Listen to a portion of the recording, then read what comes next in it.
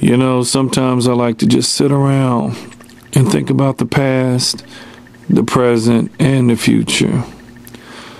They say a wise man learns from a foolish man's mistakes.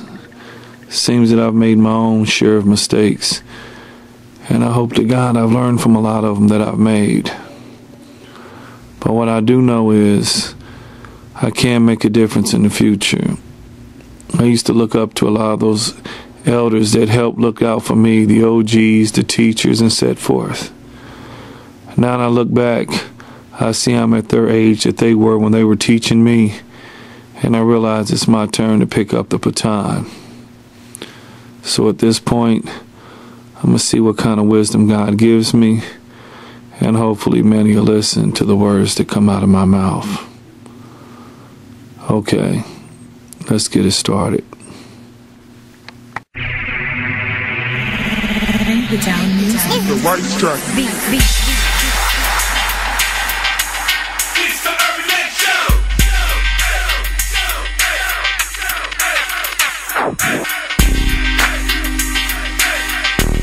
It's the Urban Next Show. In a world full of fakes, full of devious snakes, and the imposters who are monsters who create the hate. Debate, here we go. Check the next episode. It's like colleges for knowledge on the Urban Next Show. Hello everyone, thanks for tuning in to the Urban X Show. I'm your host, Earl de St. Thomas. Today I'd like to talk about a movie called Selma. It's a great film. I would give it 5 out of 5 stars.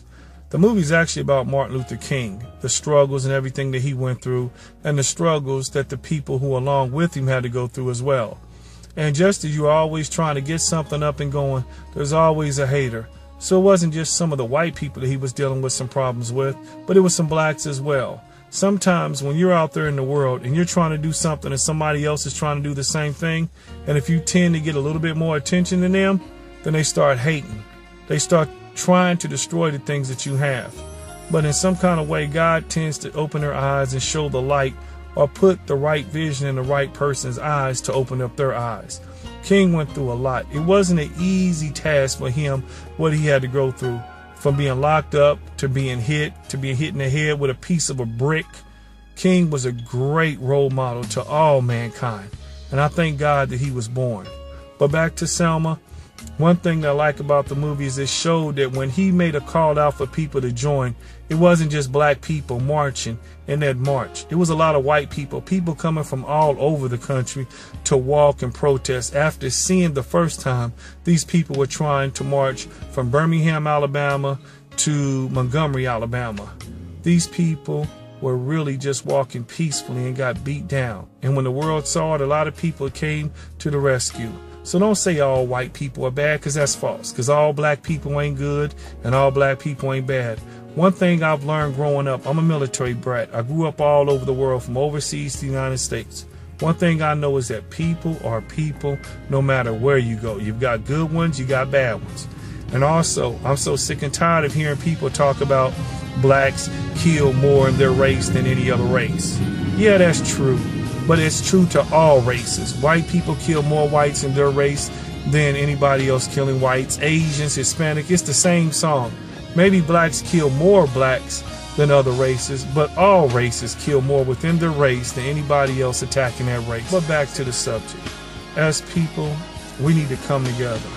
We need to really look at ourselves and say, is this what I want the world to know me by? Or can I make a difference? Think about your children. If you have children and you're doing a lot of ratchet stuff out there, twerking, labeling yourself a thought or whatever, do you want your children doing the same thing? Right now, if you think things may be bad, let's go into the future 25, 30 years from now. And if you have a kid that's 5 years old, when they're around the age you are right now, what kind of future do they have? How will people look at blacks in the future? And if you're of another race, these same things may occur. And another thing, when we talk about the same race doing more crime on their race than any other race attacking that race, most of the time that usually happen with races who usually get the short end of the sticks, or where there's more poverty than anything. I'm not making up no excuses for anyone, because I'm tired of seeing a lot of the mess that I see today. And that's why I made it a conscious effort to do the best I can to enlighten things. So maybe if we throw a mirror that people can say, oh, I'm really looking like that? I'm really making us look bad? How can I change? There's a ton of things that we can do. And the first thing is stopping the nonsense that we're doing. Stop with a lot of these gangs that's going out here shooting and killing each other.